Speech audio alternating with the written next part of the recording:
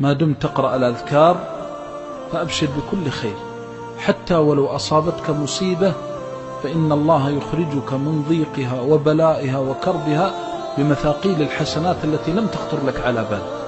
ما حافظ عبد على الأذكار إلا شرح الله صدره، والله الذي لا إله إلا هو لن تجد أحدا مكروبا ولا منكوبا ولا ضاقت عليه الدنيا بهمومه وهموم أهله وولده ولزم أذكار الصباح والمساء إلا جعل الله له من بين أطباق الدنيا فرجا ومخرجا. وإنك والله لتعجب من بعضهم أن عليه من الهموم في نفسه وماله وأهله وولده لا يفتر من قراءة سنة النبي صلى الله عليه وسلم واتباع هديه في الصباح والمساء، وإذا بك تجده أشرح الناس صدرا وأكملهم يقينا، فبخ كم له من الأجر والدرجات العلى عند الله عز وجل بهذا اليقين. حصل نفسك بأذكار الصباح، اقرأها، لكن اقرأها قراءة المتأمل. يا حي، الكل يموت إلا هو سبحانه، تقول يا حي فتتذكر صفة الحياة التي ثبت لله سبحانه وتعالى. يا حي يا قيوم قامت به السماوات والأرض وقام به كل شيء.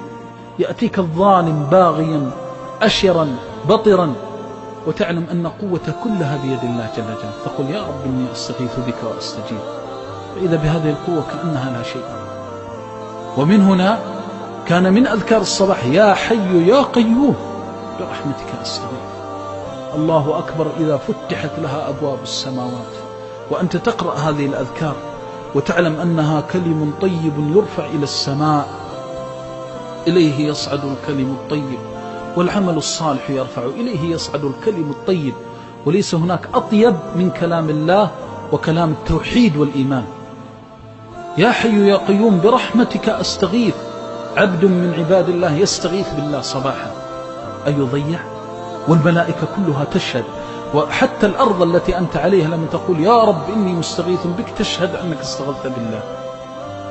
يا حي يا قيوم برحمتك أستغيث أصلح لي شأني كله ولا تكلني إلى نفسي طرفة عين. إذا قالها العبد من أي شيء يخاف ومن أي شيء يهاب.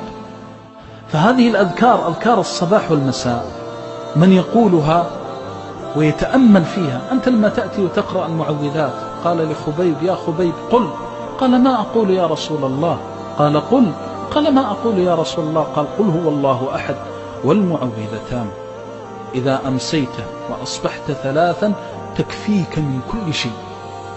ما هي المعوذتان؟ أنت حينما تقول أعوذ قل أعوذ ألوذ وألتجئ وأعتصم وأحتمي، تشهد الله من فوق 7 سماوات أنك تلوذ به وتحتمي وتلتجئ إليه.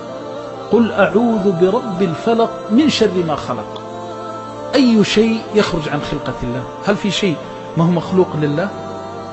من شر ما خلق.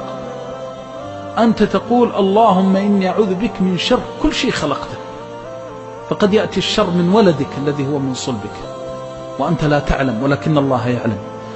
أعوذ بكلمات الله التامة من شر ما خلق.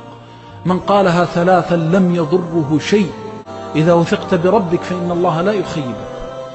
وإذا امتلأ القلب بالتوحيد بمعرفة الله سبحانه وتعالى، لو اجتمع من في السماوات ومن في الأرض على أن ينفعوك أو يضروك لم ينفعوك ولا يضروك إلا بشيء قد كتبه الله عليك.